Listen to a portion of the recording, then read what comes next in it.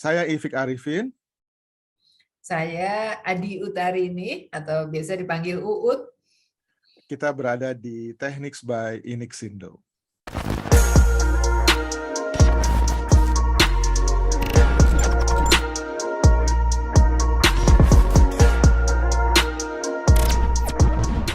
Terima kasih Mbak Uut. Saya manggilnya Mbak, pakai nama aja boleh ya Mbak Uut ya? Boleh dong. Oke. Jadi terima kasih sudah hadir di podcast Inixindo ini.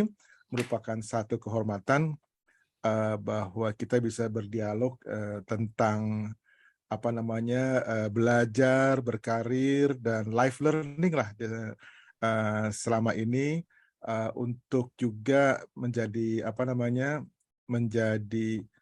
mungkin tips ya buat teman-teman kita yang mendengarkan, terutama dari anak-anak muda dari kelompok-kelompok IT ya, karena Inixindo adalah perusahaan yang bergerak di bidang IT. Gitu ya, Uut ya. Boleh ya.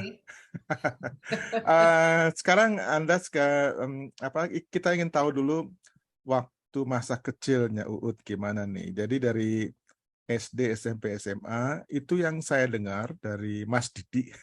Mas Didi itu masih sepupu ya dengan Anda ya. Katanya kalau di sekolah itu selalu nomor 1 gitu ya. Dan itu menerbitkan iri dari anak-anak yang lain kan, kata Didi gitu. Yang iri itu sebenarnya Mas Didi yang iri gitu ya.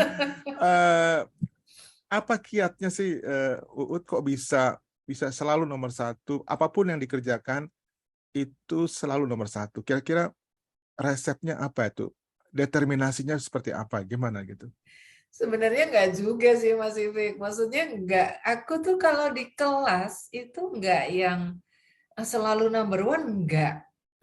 Ya mungkin yang di atasku tuh masih banyak gitu. Apalagi ketika udah SMA, udah mahasiswa, itu yang di atasku tuh banyak. Kalau dari sisi dari sisi nilai gitu ya. Nilai atau IP gitu ya. Jadi I'm not always number one, enggak hoax itu. Dan katanya pokoknya apapun yang dikerjakan itu pasti top gitu. Misalnya di dunia olahraga katanya Uut nih main pingpong tapi jago banget katanya. Itu bener ya? Hoax juga ya? Aku tuh mungkin sejak kecil itu saya merasa karena saya di kelas gitu bukan yang paling pintar. Bukan yang paling pintar, tapi karena menyadari gitu terus aku memang kalau tekun iya. Kalau tekun iya. Jadi misalnya aku belajar sesuatu gitu biasanya nggak lalu putus gitu. Mas Ifik. Jadi kayak tadi ya disinggung pingpong ya. Pingpong itu olahraga keluarga gitu. Jadi bapak, ibu, terus 2 kakak saya tuh semua bisa pingpong. Jadi kalau di keluarga kami gitu ya, supaya kita bisa rame-rame main gitu kan. Nah aku tuh diajarin udah sejak kayaknya TK, SD gitu, mainnya di lantai gitu, nggak punya meja di lantai gitu. Tapi terus gitu. Terus sampai kemudian ada saat yang terus aku dimasukkan di klub sama orang tua gitu. Itu sempat latihan di klub SD, SMP. Terus ingatku sih SMA udah nggak terlalu aktif di klub, cuman aku masih terus main. Masih terus main, di kedokteran juga masih terus main. Kalau 17-an selalu juara barangkali ya. 17-an di RT ya. Kalau mahasiswa aku masih juara se-UGM ya gitulah. Juara se-UGM.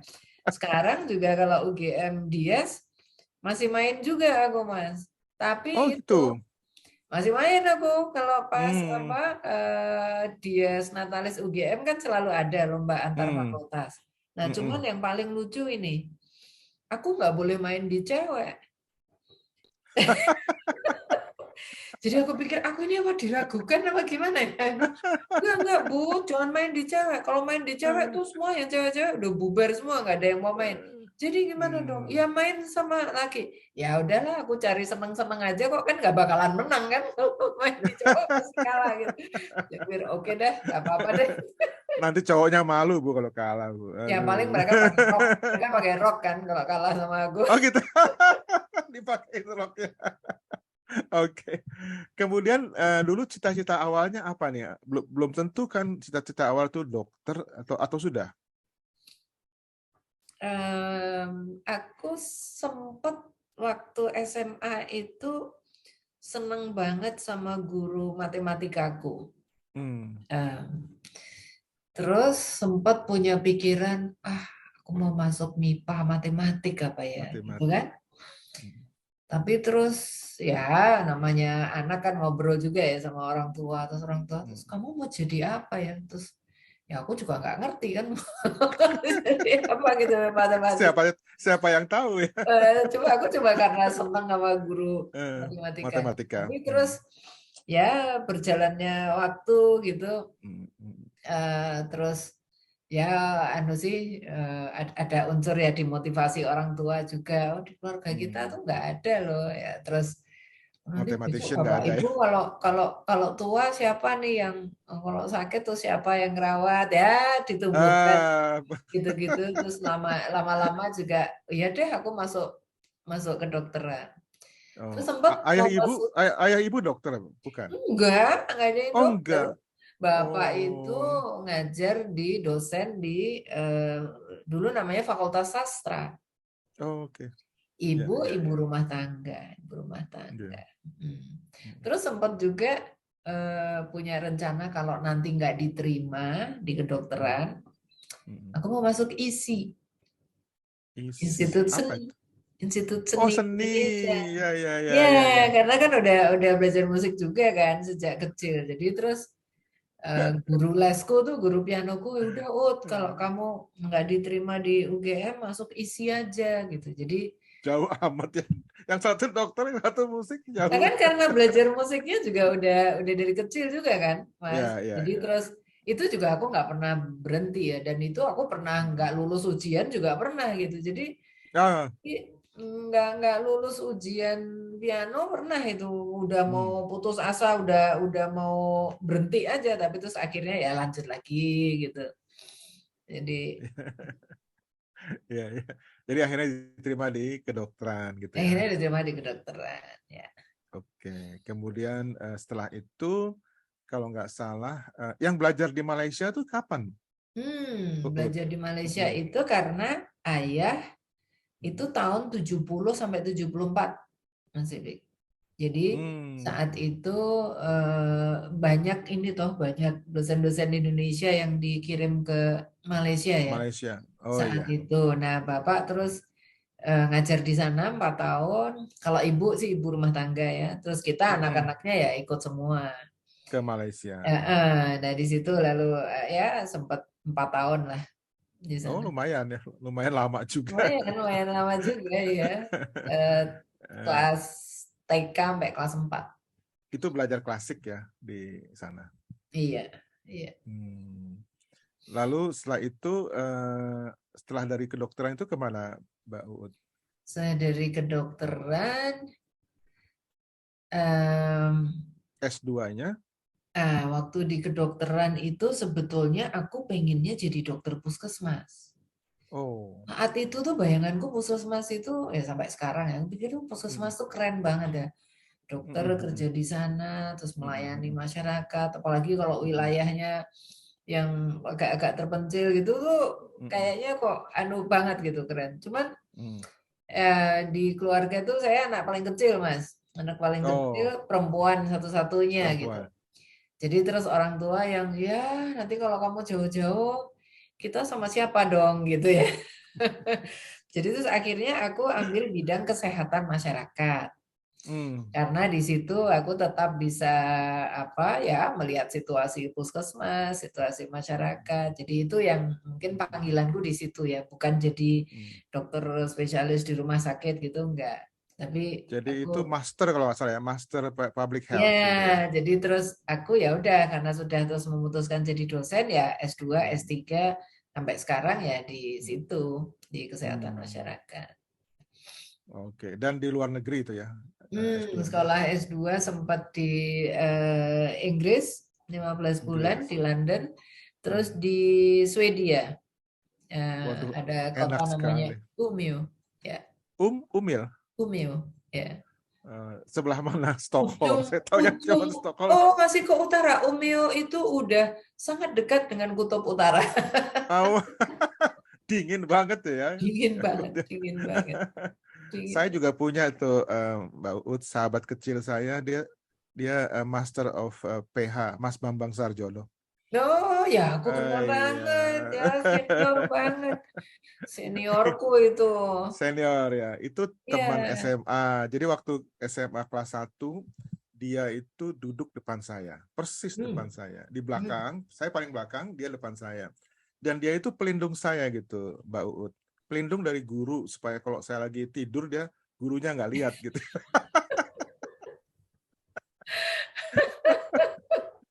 Wah, itu sahabat sejati itu ya, Mas. Sahabat sejati. Iya, iya. Oke.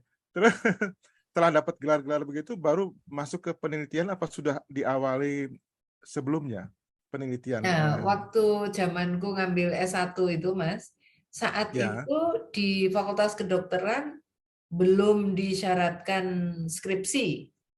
Belum disyaratkan skripsi. Sehingga aku ikutnya penelitian itu karena memang waktu mulai mahasiswa semester 6 itu biasa kan kalau mahasiswa itu kan juga lihat peluang, terus ada proyek ini terus kita daftar gitu kan. Jadi biar bisa ikut kegiatan penelitian. Nah, itu aku mulai semester 6 beraktivitas dengan salah seorang dosen gitu ya, dosen senior gitu. Terus juga ya kebetulan mungkin aku juga seneng nulis juga sih, mungkin karena ada darahnya bapak yang sedikit menetes Writer di ya. aku, jadinya seneng nulis juga, jadi itu terbantu. Jadi waktu mahasiswa ikut aktivitas di majalah gitu, majalah Medisina, sama terus mulai ikut ya belajar penelitian ya, mulai mahasiswa. Waktu itu yang diteliti apa tuh, Mbak Uut? Waktu itu di awalnya kebetulan mentorku itu bidangnya pendidikan kedokteran komunitas. Jadi bagaimana supaya para dokter itu cara belajarnya mereka, ya, cara belajarnya mereka itu sudah apa ya, inspired by gitu, atau juga sudah terfokus pada masalah-masalah konkret yang memang ada di masyarakat. Jadi belajarnya waktu itu masih awal banget. Jadi belajarnya nggak terus belajar anatomi gitu ya, tentang apa tubuh, nggak belajar seperti itu. Tapi misalnya dikasih cerita ini tentang anak yang mengalami diare gitu ya. Diare kan semua orang tahu diare kayak gitu. Nah, terus mahasiswa kedokteran disodorin itu, terus lalu memicu pertanyaan dia belajar, loh kok bisa diare itu, gimana sih menjelaskan fisiologi tubuh, kok terus kenapa seseorang bisa diare. Nah, kan terus dia jadi belajar kan. Dia jadi belajar fisiologi tubuh, dia jadi belajar organ-organ pencernaan misalnya. Jadi itu awalnya saya mengikuti penelitian itu justru di bidang pendidikan komunitas itu. Itu cara belajar yang ampuh juga ya, dengan demikian mulai step by step dia mencari sendiri gitu. Jadi Iya, dan sekarang sebetulnya kurikulum di Fakultas Kedokteran nggak cuma di UGM ya, itu memang itu cara belajar utamanya, Mas. Ya. Jadi kita nyebutnya problem based learning. Oke. Di learning based on problems gitu ya. Jadi malah ya itu memang cara belajar utamanya. Yang terbaik seperti itu. Ya. Iya. Jadi learning by doing, terus kemudian mencoba-coba, kemudian gitu. Iya. Problem Iya. solving gitu ya. Iya. Oke. Iya. Nah, itu memang yang apa namanya, topik yang sampai sekarang itu di dunia pendidikan masih menjadi apa namanya, sorotan gitu ya. Kita model pembelajaran seperti apa sih yang ideal gitu ya, yang modern, yang sesuai dengan zaman gitu ya. Jadi tidak lagi orientasinya ke guru tapi orientasinya ke murid. Kemudian nggak satu arah gitu ya Mas, nggak nggak satu terus arah. dosennya Ya. kuliah, mahasiswanya ngantuk kan gitu. itu itu wajar saya rasa tuh kalau mahasiswa ngantuk itu ya memang wajar, tapi yang didengerin terminologi yang aneh-aneh gitu ya. jadi jadi Menjelasinnya yang nggak menarik, ngantuk. aduh. Iya, jadi memang harus ada storytelling. Jadi mengajar juga ada seninya sebenarnya, Uut ya. Mengajar itu kita kan ingin yang diajar itu juga ikut berpikir gitu ya, ikut berada di antara kita gitu kan. Jadi ikut aktif gitu ya, active learning itu ya maksudnya ya. Active learning itu. Jadi itu merupakan metodologi yang memang harus disadari oleh pendidik menurut saya sih, oleh dosen-dosen ya. Karena kan kita sekarang banyak topik-topik tentang personalized learning gitu ya. Itu kan nggak bisa begitu aja gitu, ada Betul. ceritanya. Ya, kira-kira gimana tipsnya Uut nih untuk penelitian lanjut gitu ya, kalau sepeneliti itu apa yang harus diperhatikan langkah-langkah awalnya gitu ya. Karena kita kan concern tentang kualitas, tentang cara menulis tadi ya. Nggak semua orang punya bakat menulis ya. Kemudian nanti evaluasinya. Kemudian yang paling penting mungkin fund gitu ya, dana yang mendukung gitu ya. Itu ada triknya nggak? Gimana cara mendapatkan Waduh. sumber dana? Ini aja sedikit aja. Kalau di awal ya, proses-proses di awal itu saya pikir bekerja dengan mentor itu faktor pendorong yang kuat gitu. Jadi mencari mentor yang terus, kalau dengan mentor kan kita bisa attach dan kemudian ada yang mengarahkan begitu ya, step by step untuk penelitian itu.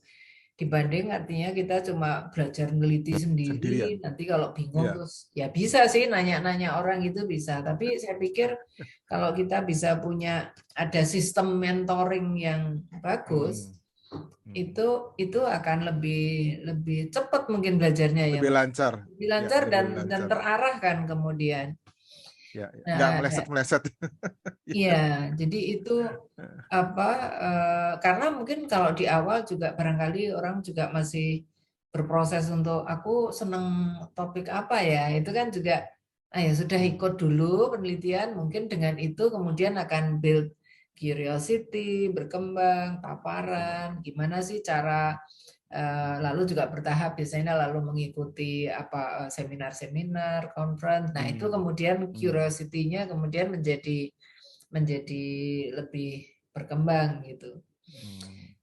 Itu. Nah, kemudian kalau soal funding itu memang kalau yang katakan ya Mas ya, early career researcher gitu ya.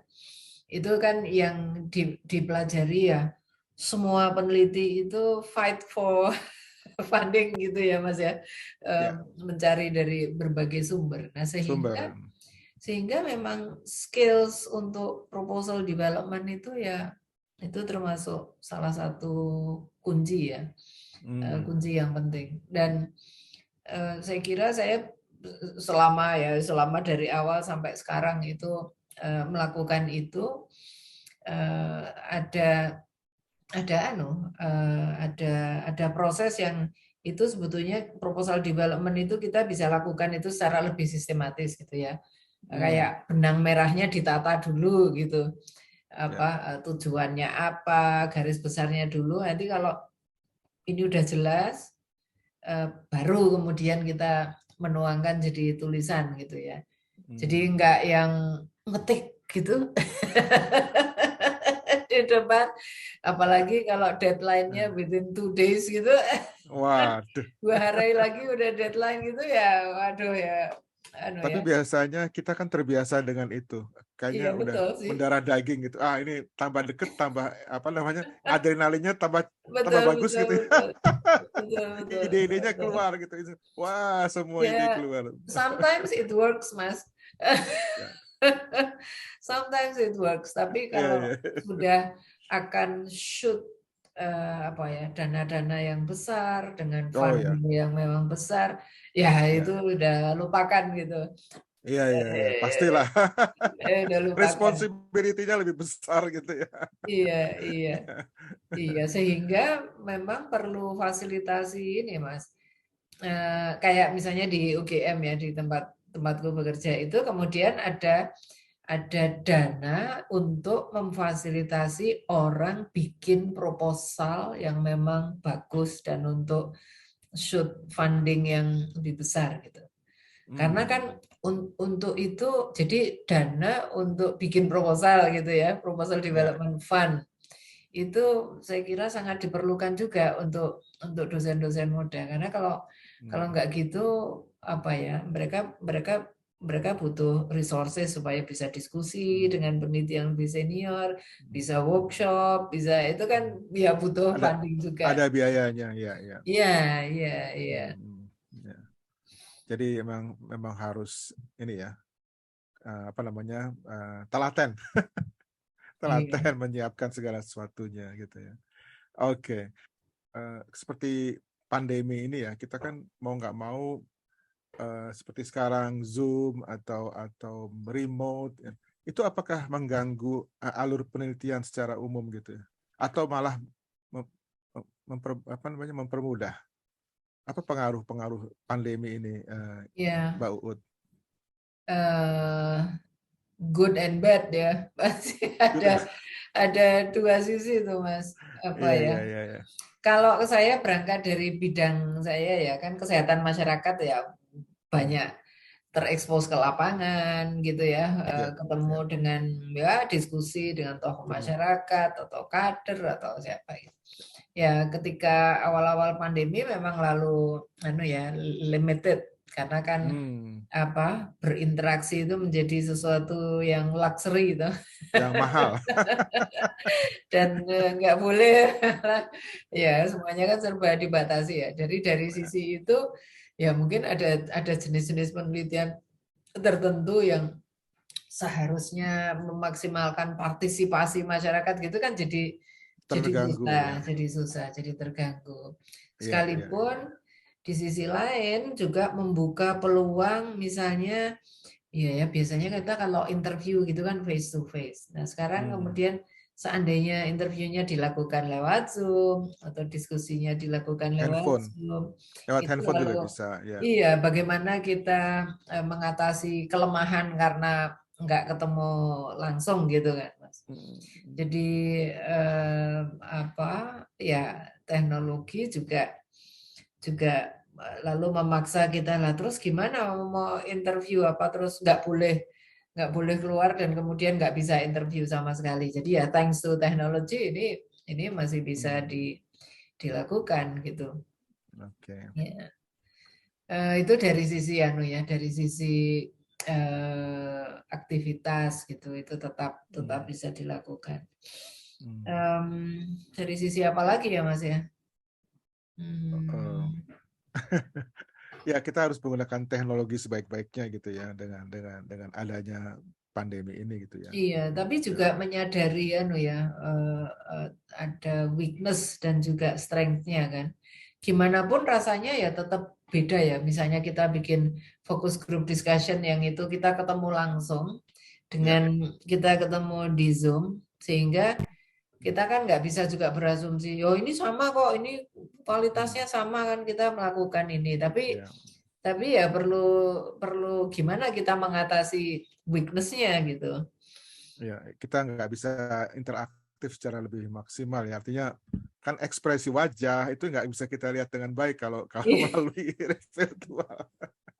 Tapi sistem pembelajaran yang efektif kalau gitu gimana ya kalau selama pandemi ini? Apakah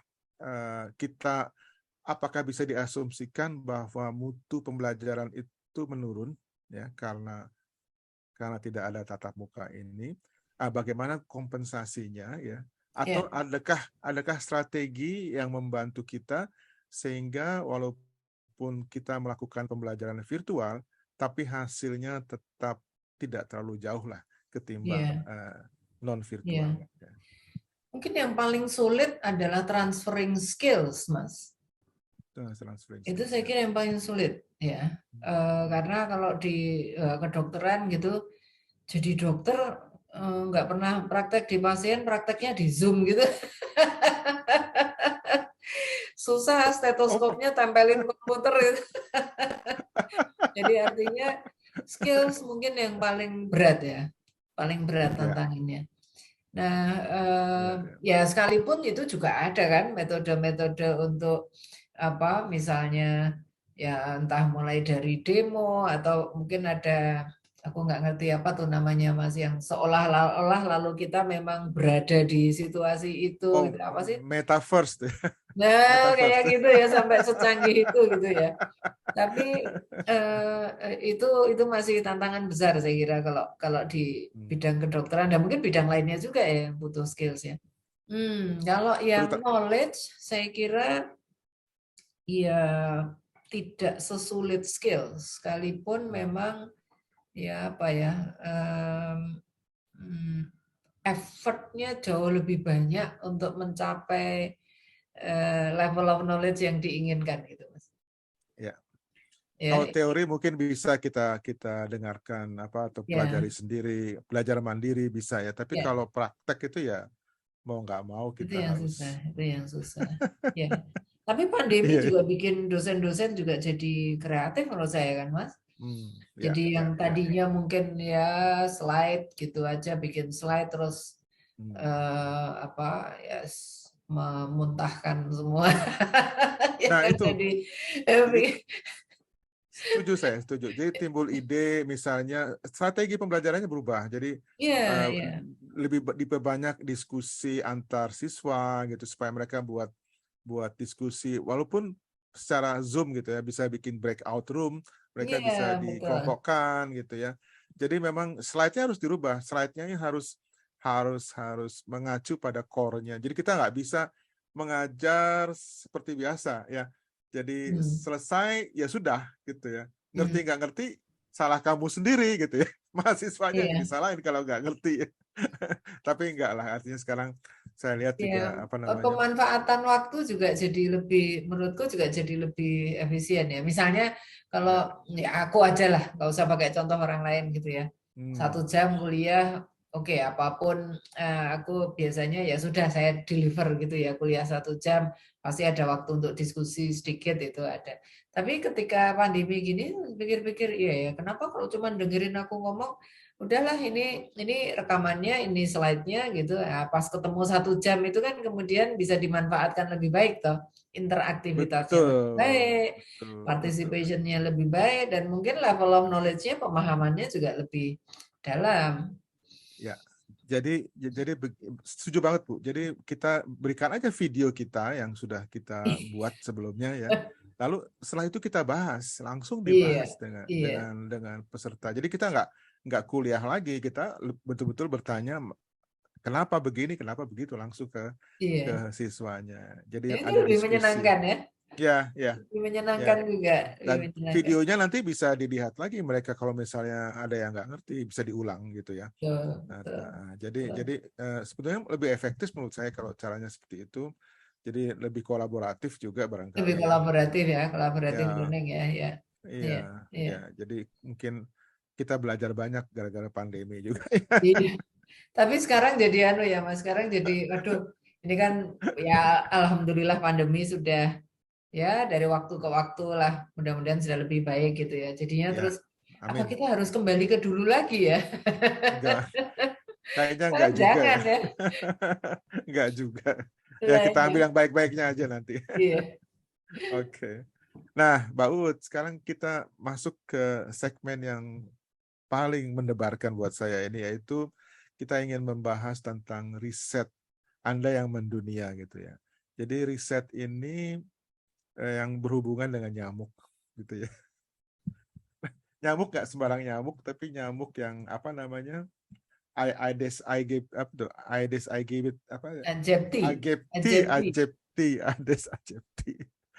itu apa yang saya pahami adalah kita melawan demam berdarah ini bukan dengan memberikan obat kepada penderitanya, tapi kita menghalau nyamuknya gitu ya, kurang lebih Kasarnya seperti itu. Jadi apa yang kita lakukan adalah meminimasi jumlah nyamuk yang mengandung apa tuh ya?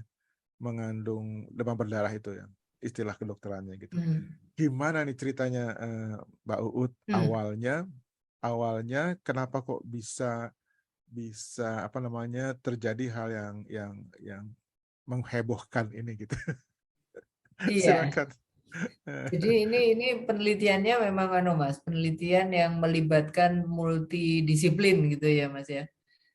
Di timku itu ada, kalau aku kan ahli kesehatan masyarakatnya ya, lebih dari unsur kebijakan dan manajemennya. Tapi lalu ada tim yang dia memang ahli serangganya gitu. Terus ada ahli epidemiologinya melihat gimana distribusi penyakit di masyarakat. Lalu ada ahli virusnya gitu ya.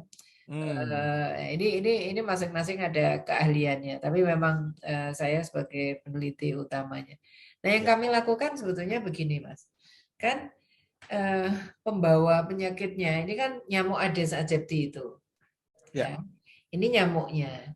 Di dalam tubuh nyamuknya itu nyamuknya kan pembawa. Tapi yang sebagai penyebab itu adalah virus demam berdarah, virus dengue ya. Sekarang kita nyebutnya virus dengue yang ada di tubuh nyamuk, kan gitu. Jadi yang jahat nih kan virusnya. Yang itu ada di tubuh nyamuk. Nah, selama ini pendekatannya itu karena virusnya di tubuh nyamuk, jadi yang kita lawan itu nyamuknya kan gitu, Mas. Ya kan? Kita berusaha supaya tidak ada air bersih yang tergenang. Kalau ada nyamuk disemprot, ditampel pakai raket, ya kita berusaha macam-macam gitu kan. Nah, tetapi sangat sulit memang dilakukan karena nyamuk itu temannya banyak, Mas. Iya kan? Nyamuknya satu tapi temannya ribuan ya. Nah itu mati satu tumbuh 1000 nyamuk. Jumlahnya kan banyak sekali. Nah sehingga yang kami lakukan itu ya kalau kita sering nyebutnya gini, melawan nyamuk dengan nyamuk gitu. Jadi sekarang kita mengubah targetingnya tuh di virusnya itu, Mas. Di virusnya. Bagaimana agar nyamuknya tuh masih ada nyamuk demam berdarah itu masih ada. Tetapi ketika nyamuk menggigit kita gitu, virusnya tidak berpindah ke tubuh manusia. Nah, disitulah peran yang disebut dengan bakteri Wolbachia itu. Wolbachia ya. Wolbachia ini bakteri, tapi bakteri alami. Dan dia ada di banyak serangga, tetapi memang tidak ada pada Aedes aegypti. Nah, sehingga ini kayak bakterinya itu yang buat ngelawan virusnya di tubuh si nyamuk tadi. Jadi virus lawan bakteri ini ya. Jadi kalau ada bakteri Wolbachia-nya, mereka berkompetisi makanan di dalam tubuh nyamuk, virusnya kalah. Virusnya tidak bisa berkembang biak, tidak bisa ya terhambatlah perkembangbiakan virusnya.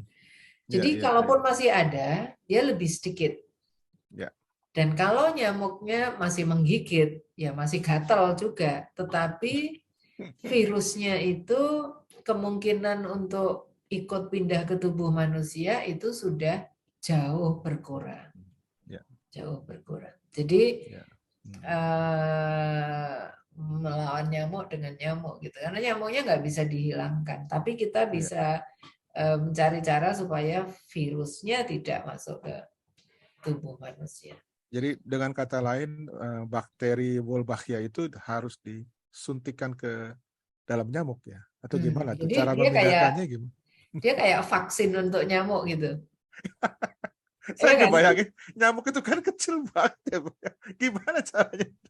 Nah, luar biasa betul. Nah, gimana caranya? Enggak disuntik satu persatu enggak, Mas. Jadi enggak. Iya, enggak. Jadi awalnya itu si bakteri ini disuntikkan ke dalam telur nyamuk. Nyamuk udah Oh, kecil kan ya, Mas? Ya, telur-telurnya juga kecil. Telur itu sebesar kalau kita membuat tanda titik. Kita nulis terus bikin tanda titik kan. Ya Itu telur kira-kira ya. telur itu sebesar itu. Oke. Ya, sehingga itu disuntikkan di bawah di bawah mikroskop tentunya. Nah, Iya. ketika itu berhasil, dan ini proyek ini kan memang kolaborasi ya, Mas. Kolaborasi Monash University di Australia dengan UGM, lalu didukung oleh pendanaannya dari Yayasan Tahia. Itu keluarga Indonesia itu. Jadi ini sumber kebanggaan yang lain karena ini didanai oleh orang Indonesia. Gitu. Nah, sekali itu berhasil, telurnya kemudian berwolbachia, maka Wolbachia ini diturunkannya lewat garis ibu, Mas. Jadi gini, kalau nyamuk jantan ada Wolbachia-nya, atau serangga jantan ada Wolbachia-nya, kawin dengan serangga betina yang tidak ada Wolbachia-nya, maka telurnya tidak menetas. Which is good kan, untuk mengurangi jumlah populasi. Nah, tapi kalau betinanya ada Wolbachia-nya, jantannya tidak, maka telur-telurnya akan berwolbachia, Mas. Oke, otomatis ya. Otomatis. Semuanya. Begitu juga kalau jantan betinanya Wolbachia, ya telurnya akan dua-duanya. Jadi kalau dua-duanya punya, ya nggak apa-apa. Ya. Gitu ya. Tapi minimal betina. Ya, jadi sebetulnya kami ya, mungkin bahasanya bisa dibilang peternak nyamuk gitu. Peternak nyamuk, atau saya kadang-kadang saya bilangnya nyamuk yang sudah di lab, yang sudah berwolbachia ini kan sebetulnya kita kawinkan dengan nyamuk yang ada di populasi alami, Mas. Supaya turunan-turunannya itu kemudian semuanya sudah berwolbachia. Berwolbachia, ya. Yang termasuk nyamuk yang Aedes aegypti Iya, tadi. ini khususnya ya kita bekerjanya memang dengan nyamuk Aedes aegypti itu. Jadi itu kita lepaskan ke masyarakat kan, lalu itu akan kawin dengan nyamuk Aedes yang ada di habitat alam. Lingkungan. Habitat alam. Ya, sehingga kadang-kadang saya bercanda bilang, saya ini sebetulnya proyeknya ini kayak proyek besanan. Besanan nyamuk. Bener kan? Tulis Bu, pengumuman gitu. Ya beneran itu, Mas. Kita bikin buku menceritakan itu, judulnya emang besanan nyamuk. Iya. Judul bukunya itu cara untuk mengkomunikasikan risetnya itu, esensinya seperti itu gitu. Iya.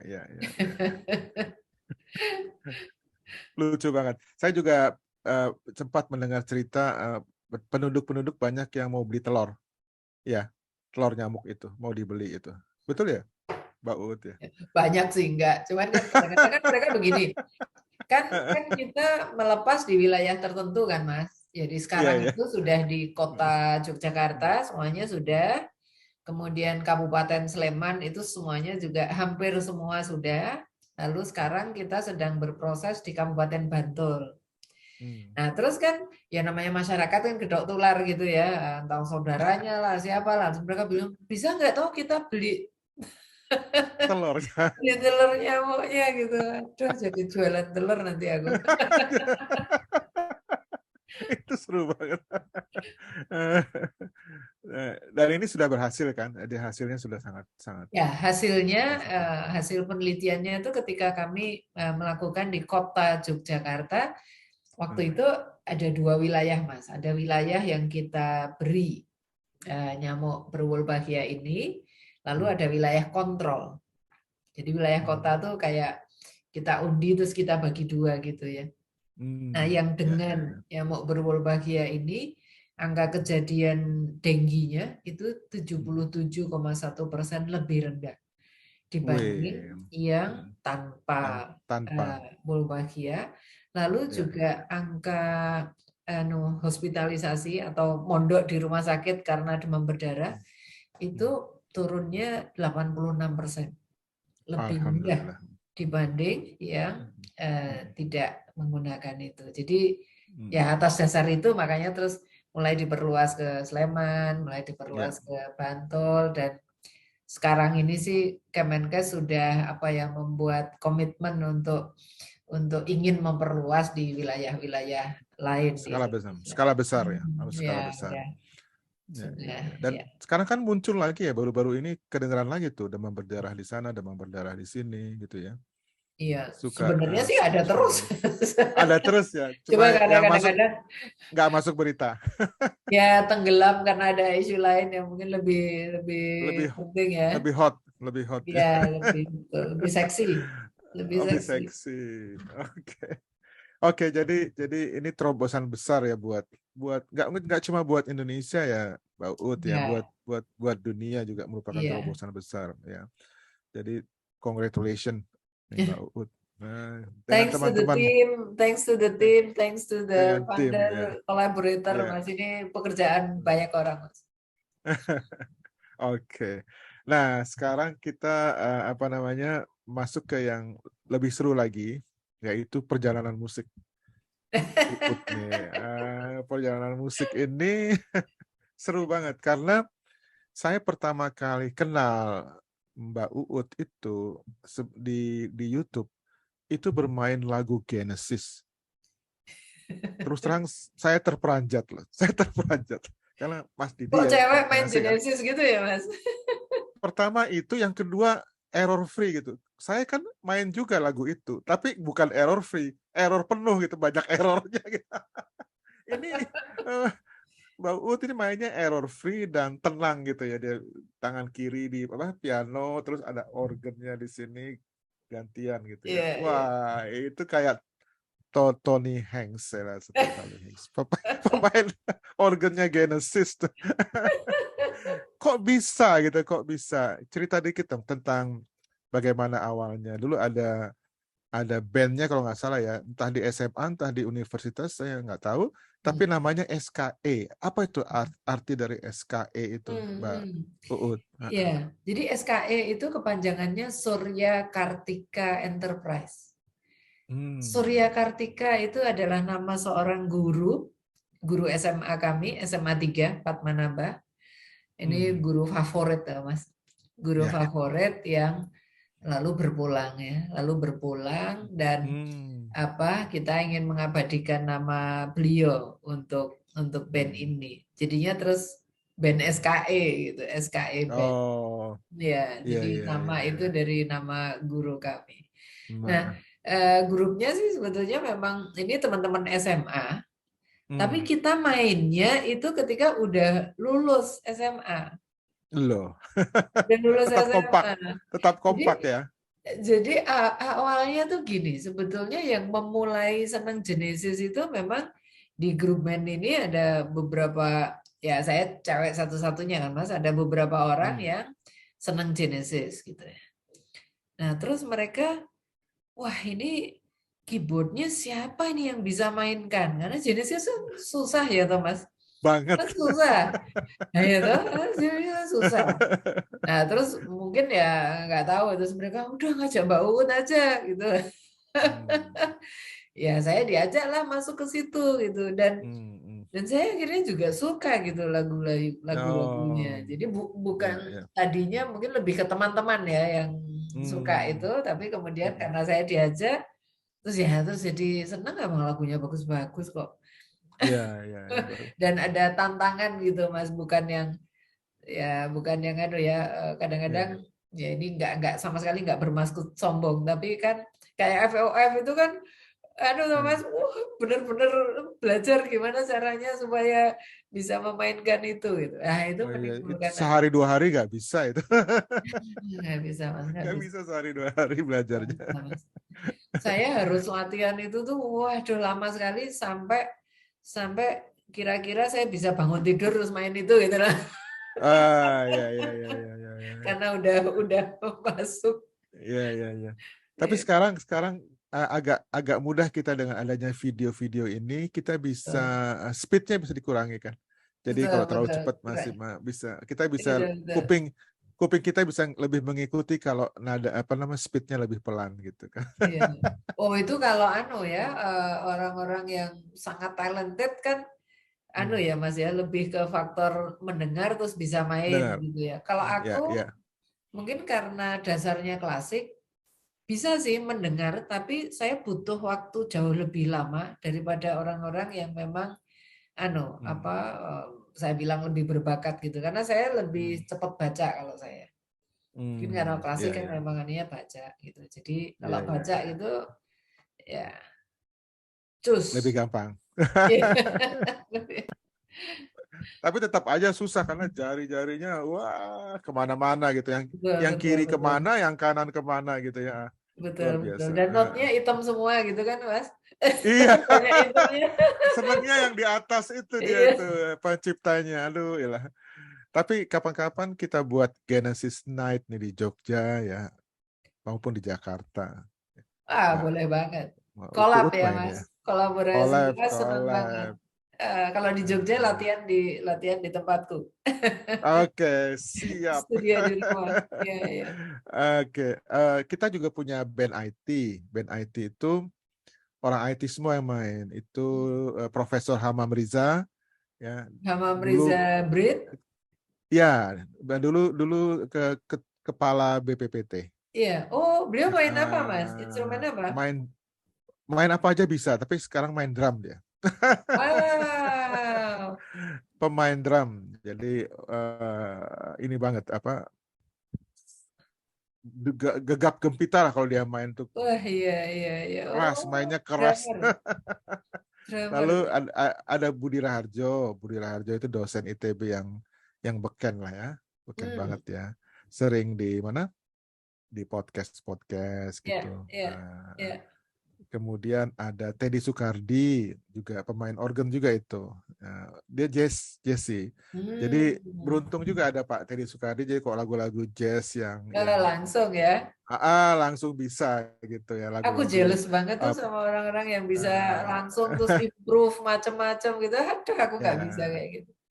lagu ini loh Earth Wind and Fire Earth, gitu ya Wind yang and Fire, apa iya September atau iya iya terus ya. pemain bassnya ini loh yang kita import dari dunia lain gitu ya, Mas Didi Partono Rudiarto itu Mas, kan pemain dia bass. IT juga, Mas. Iya IT Oh, dia di bass ya. di Iya. bass wah kalau main itu luar biasa juga dia Oh, ya. Genesis bassnya bagus-bagus itu. Bagus dan dia bisa Ya, gitu. ya, Dia ya. malah ya kalau dangdut dia kurang bisa, tapi kalau Genesis dia bisa gitu. Ya gitu. Jadi kita sambil orang-orang IT yang suka ngumpul terus kita iseng-iseng main musik, akhirnya terbentuk band IT. Kita panggilnya Bandit ya, band IT. The Bandit. Tentu bukan bandot ya. Bukan bandot. Ada lagi di ITB itu band elektro ya. Oh, Elektro ITB, elektro. bandel. Tapi yang ini bandit. Nah, ini bandit gitu. Mas Bambang Jadi, Sarjono main juga tuh. oh iya, dia main sama saya itu. Waktu itu kita main di konser 7 ruang. Lagunya Hmm, Bore. Lagunya ini loh, siapa namanya? Jethro Tull, Ian Anderson. Dia keren flute-nya kan, banget. sekeluarga kan pemain musik semua itu, Iya, Mas iya, Bambang iya. Sarjono, Flut ya. Mas Mas Bagas gitu. Iya. Flute, kemudian ada klarinet juga kayaknya deh ya. Hmm. Tapi terutama ya flute gitu ya. Dia main lagu Bore. Pernah lihat? Belum ya? Belum Nanti deh deh. kayaknya. Nanti dikasih tahu. Iya, iya, iya. Tapi sih kita sering main musik sama. Kalau itu sih sifatnya ya semuanya iseng-iseng aja gitu ya. Ada ya, apa latihan main bareng gitu atau hanya untuk kalau Ka- pentas gitu. Dulu kita sering latihan tapi nggak pernah main, jadi sebel juga ya. Sekarang udahlah kalau mau main aja kita latihannya Iya gitu ya. benar. Latihan terus nggak pernah main kan kasihan gitu ya. Lebih baik. Tapi ini kok kita sekarang lebih sering. Jadi setelah pandemi ini agak mereda, itu Hmm, kita pernah main di K7R juga gitu ya. Pernah main di tempat-tempat yang udah boleh main musik udah gitu ya. boleh main. Wah, keren, keren. Iya, oke. Kembali Mbak Uut, yang terakhir kita udah lama loh, udah hampir 1 jam Nggak ya. terasa. Nggak terasa. Jadi terakhir ini saya ingin memberikan apresiasi untuk almarhum Profesor Dr. Iwan Dwi Prahasto, PhD, yang telah berpulang mendahului kita. Itu kira-kira 2 tahun yang lalu ya Mbak Uut ya, suami Betul. dari Mbak Uut. Ya. Kita ikut bersedih gitu ya. Jadi apa kata-kata Mbak Uut, boleh nggak sedikit tentang almarhum Prof. Iwan ini? Ya.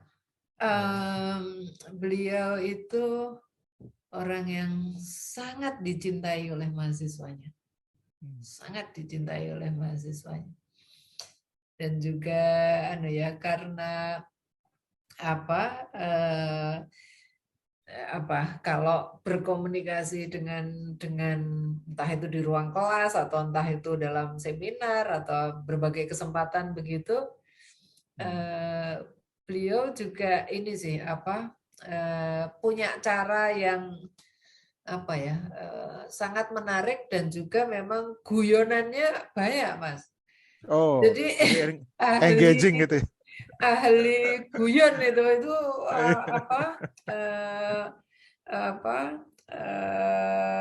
jadi Orang jadi antara segar ya. saintifik tapi disampaikannya dengan sedemikian rupa sehingga orang itu lalu mendigestnya jauh lebih mudah ya. Mudah, Jadi ya. Prof. Iwan itu ya seperti itu. Kemudian juga beliau ini dari cerita-cerita orang-orang juga ya. Nggak apa-apa. Kalau bergaul juga dengan semua kalangan. Saya kasih contoh satu aja, Mas.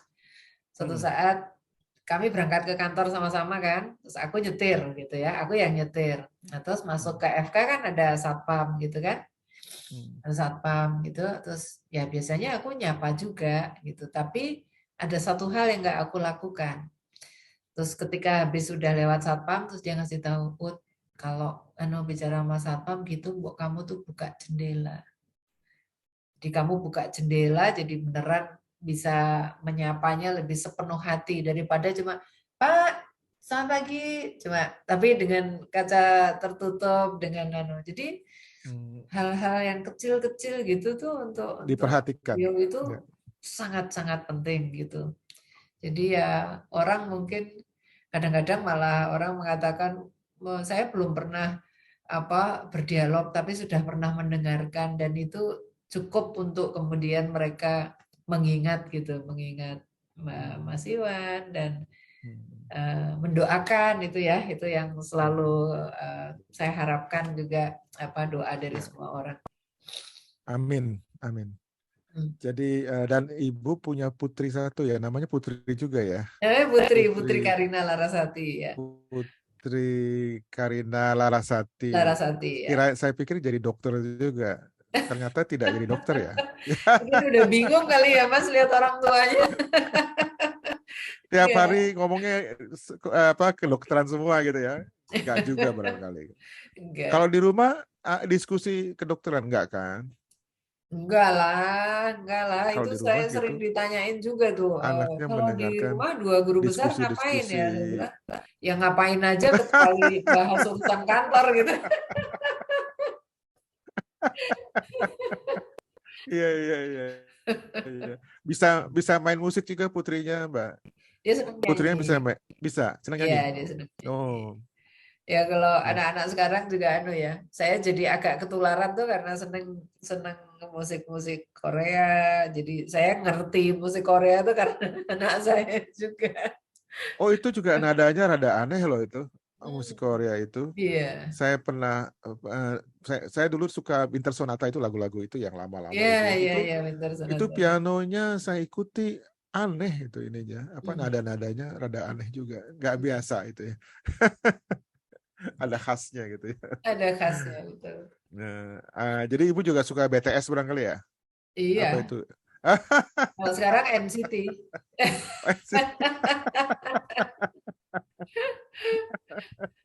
Oke deh. Oke, kita sudah sampai di ujung acara nih. Terima kasih banyak Mbak Uut ya, sudah sempat mampir ke sini. Saya tahu waktu Anda itu berharga sekali, susah untuk squeeze gitu ya, untuk menyelipkan waktunya. Enggak lah, Jadi bagi semua orang waktu berharga kok. waktu berharga. Apresiasi banget, terima kasih. Sekali lagi nanti apa namanya, kita biasanya memberikan salam kompeten gitu ya. Sama-sama kita bilang salam kompeten gitu ya. Oke, Ya. salam Salam kompeten. kompeten. Terima kasih. Sip.